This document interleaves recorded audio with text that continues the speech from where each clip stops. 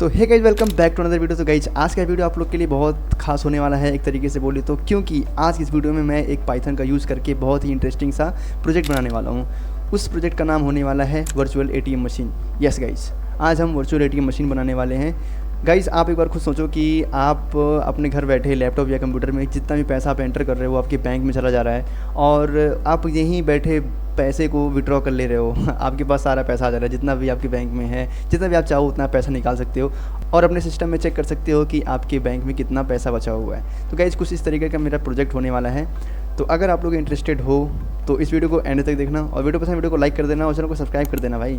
तो गाइज अभी मैंने ये नया चैनल बनाया है, इस पर ऐसे ही कोडिंग से रिलेटेड कुछ वीडियोज़ आते रहेंगे, और गाइज मुझे उम्मीद है कि आप लोग मुझे सपोर्ट करोगे। तो गाइज अगर आप लोग थोड़ा बहुत प्यार दिखाओगे तो मुझे भी थोड़ा मोटिवेशन मिलेगा, जिसकी वजह से मैं और वीडियोज़ इस पर बनाऊँगा।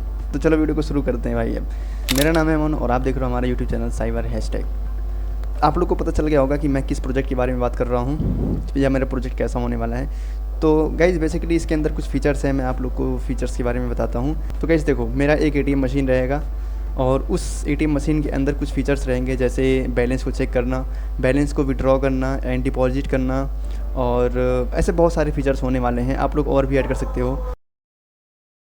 तो गाइज़ अब हम आ चुके हैं अपने वी एस कोड के अंदर। आप लोग को अपने वी एस कोड के अंदर आ जाना है और वहाँ पे एक फ़ोल्डर के अंदर एक फ़ाइल को क्रिएट करना है, जैसे कि मैंने यहाँ पे पहले से क्रिएट कर रखा है virtual ATM dot P Y नाम से। अब मैं यहाँ पे सारा कोड लिखने वाला हूँ। तो गाइज़ अब आप लोग सोचो कि आपका कोई बैंक है, उसके अंदर बैलेंस तो होता ही है। तो मैं यहाँ पे सिंपली एक बैलेंस नाम का वेरिएबल बना लूँगा और उसके अंदर आपके बैंक में जितना भी पैसा होगा उसको यहाँ पे पुट कर दोगे। तो मेरे बैंक में अभी है 0 रुपये है, नहीं मेरे बैंक में अभी 5000 रुपये है। एंड ऐसे आप कुछ भी यहाँ पे रख सकते हो, मैं 5000 यहाँ पे रख दिया हूँ। उसके बाद एंटर करूँगा। एंड गाइज अब यूज़र जब आएगा तो उसको एक वेलकम करने के लिए मैं यहाँ पे लाइन लिख दूंगा, welcome to the virtual ATM machine. कुछ इस तरीके की मैं लिख दूंगा। आप लोग भी यहाँ पे कुछ और लिख सकते हो जैसा आप चाहो। तो मैं यहाँ पे welcome to the virtual ATM machine, तो वो गाइज़ मैं यहाँ पे कुछ इस तरीके का लिख देता हूँ। उसके बाद अब आप लोग सोचो कि आप लोग के एटीएम मशीन में क्या क्या फ़ीचर होने वाला है। तो उन सारे फीचर्स को मैं यहाँ पे सिंपली प्रिंट करूँगा। अब जैसे मैंने यहाँ पे प्रिंट कर दिया, मेरा पहला नंबर पे आएगा चेक बैलेंस करने के लिए, बैलेंस को चेक करने के लिए। तो सबसे पहले मैं यहाँ पे लिख दूंगा चूज एन ऑप्शन, ताकि यूज़र अच्छे से समझ पाए कि आखिर ये आगे कहना क्या चाहता है। जैसे मैं यहाँ पे लिख दिया हूँ चूज एन ऑप्शन, और उसके बाद मैं प्रिंट कराऊंगा अपने एटीएम मशीन का फीचर। तो मैं यहाँ पे एक नंबर पर रखता हूँ चेक बैलेंस। बैलेंस को चेक करने के लिए यूज़र एक प्रेस करेगा तो बैलेंस चेक होगा। चेक बैलेंस मैं यहाँ पे कर दिया। उसके बाद प्रिंट करूँगा दूसरा नंबर। दूसरे नंबर पे होने वाला है मेरा विड्रॉ करने के लिए, तो मैं यहाँ पे लिख दूंगा विड्रॉ मनी। विड्रॉ मनी कुछ इस तरीके का मैं लिख दूंगा। और उसके बाद थर्ड नंबर पर होने वाला है मेरा डिपॉजिट करने के लिए। तो उसके बाद मैं यहाँ पे सिंपली डिपॉजिट करने के लिए मैं यहाँ पे 3 नंबर को एंटर करूँगा एंड डिपॉजिट यहाँ पे एंटर कर दूंगा, डिपॉजिट मनी। कुछ इस तरीके से ये हो गया। अब गाइज़ यहाँ पे आप लोग और भी फीचर को ऐड कर सकते हो, पर मैं यहीं पे एंड करूँगा क्योंकि वीडियो बहुत ज़्यादा लंबा हो जाएगा। तो मैं यहाँ पे प्रिंट कर दूंगा और यहाँ पे लिख दूंगा मैं एग्जिट। अगर यूज़र 4 प्रेस करे, अगर यूज़र 4 प्रेस करे तो एग्जिट कर जाए।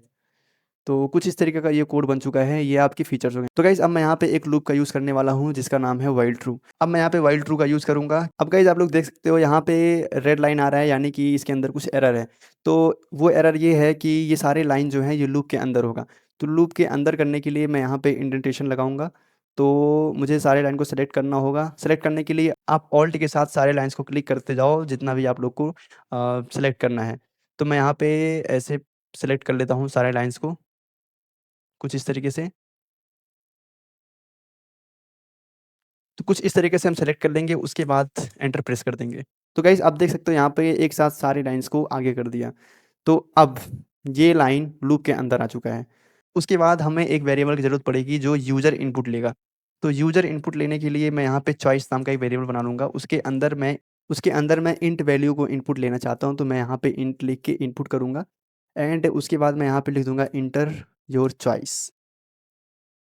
एंटर योर चॉइस करने के बाद एंड मैं यहाँ पे लगा सकता हूँ 1 से लेकर 4 तक ही एंटर करो यूज़र। तो कुछ इस तरीके से मैं लिख दूँगा।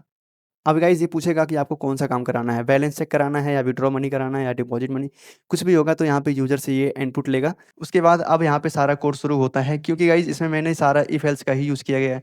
तो गाइज़ अब मुझे कोड लिखना है बैलेंस चेक करने के लिए। अगर यूज़र 1 प्रेस करे तो उसके लिए बैलेंस चेक हो। तो बैलेंस चेक करने के लिए मैं इफ़ कंडीशन का यूज़ करूँगा। If choice is equal to 1।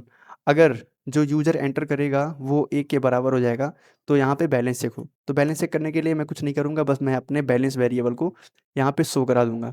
तो बैलेंस चेक करने के लिए मैं यहाँ पे सिंपली प्रिंट करा दूँगा अपने बैलेंस वेरिएबल को। तो मैं कुछ यहाँ पे एफ स्ट्रिंग का यूज़ करके मैं लिख दूँगा योर करेंट बैलेंस, कुछ इस तरीके का हो गया। एंड यहाँ पे आर एस में कर देता हूँ ताकि बढ़िया दिखे। आर एस में कर दिया हूँ मैं। अब यहाँ पे मैं बैलेंस वेरिएबल को पुट कर दूँगा कुछ इस तरीके का। तो गाइज़ ये बन चुका है मेरा पहले नंबर का कोड। यूज़र अगर एक चूज़ करेगा तो उसके लिए चेक बैलेंस करने के लिए ये लाइन एग्जीक्यूट होगा। एंड गाइज़ आप लोग को पता ही होगा कि हम इफ़ के बाद डायरेक्ट इफ़ का यूज़ नहीं करते, उसके बाद हम एलिफ का यूज़ करते हैं। तो एलिफ का यूज़ यहाँ पे मैं करूँगा, एलिफ लिख दूंगा सिंपली। एंड यहाँ पे फिर से कंडीशन चेक कराऊंगा, चॉइस इज इक्वल टू 2।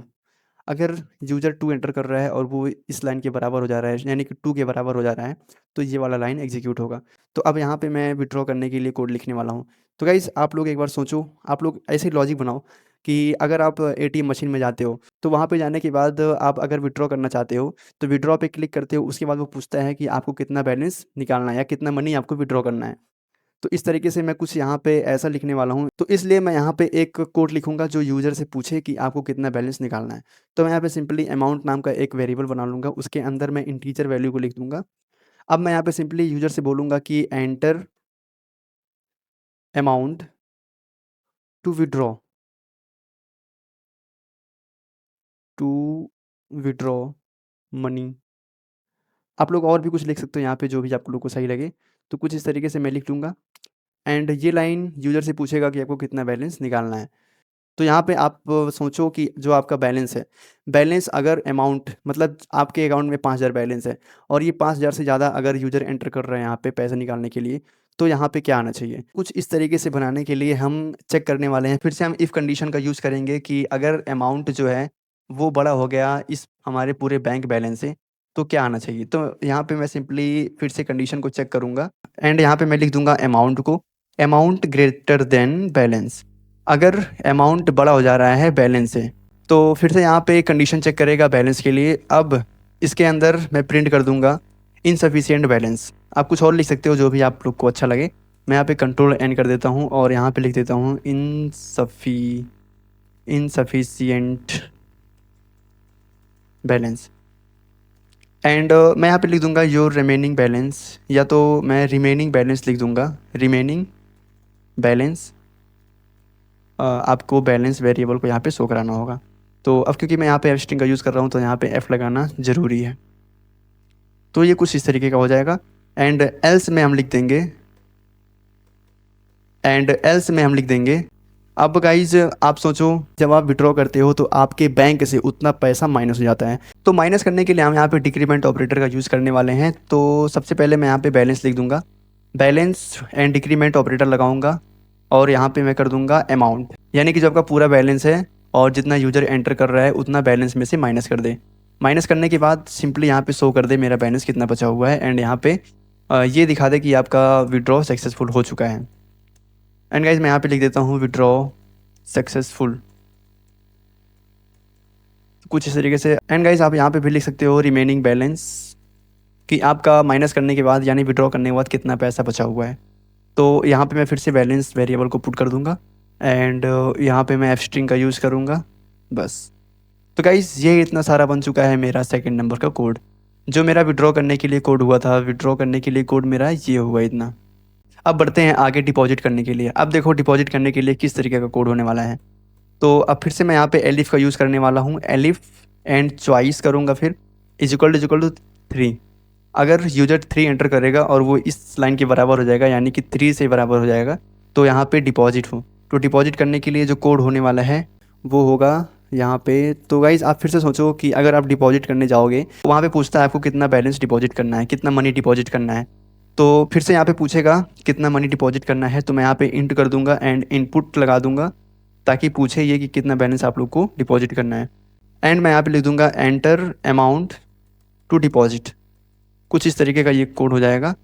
और उसके बाद अब हम अगर जाते हैं पैसे को डिपॉजिट करने के लिए, तो यहाँ पे ये कंडीशन नहीं लगता कि आपके बैंक में कितना पैसा है।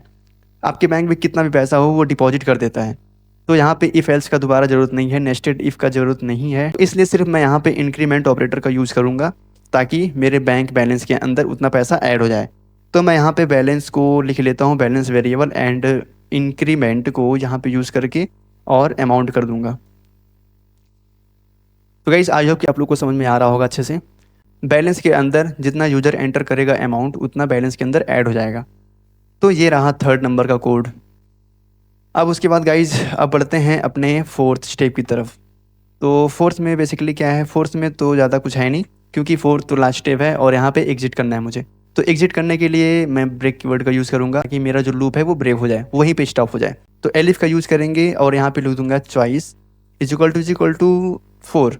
अगर यूज़र एंटर कर रहा है 4 और 4 के बराबर हो जाए तो सिंपली ब्रेक हो जाए। तो मैं यहाँ पे सिंपली प्रिंट कर दूंगा थैंक यू। थैंक यू मैं प्रिंट कर दिया, एंड यहाँ पे मैं ब्रेक कीवर्ड का यूज़ कर लूँगा। तो गाइज़ ये रहा हमारा एटीएम मशीन का सारा कोड, और आप लोग देख सकते हो। तो गाइज़ यहाँ पे एक और कंडीशन बन रहा है कि अगर यूज़र 4 से ज़्यादा नंबर को एंटर कर रहा है तो उसके बाद क्या शो हो।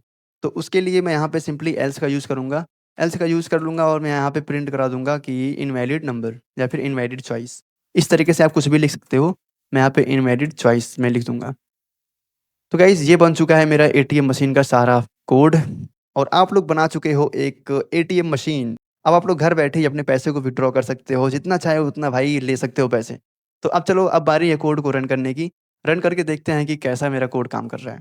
तो मैं यहाँ पे रन बटन पर क्लिक कर रहा हूँ, एंड गाइज़ देखो मेरा यहाँ पे सारा कोड बढ़िया से बन के आ चुका है, बढ़िया स्ट्रक्चर में।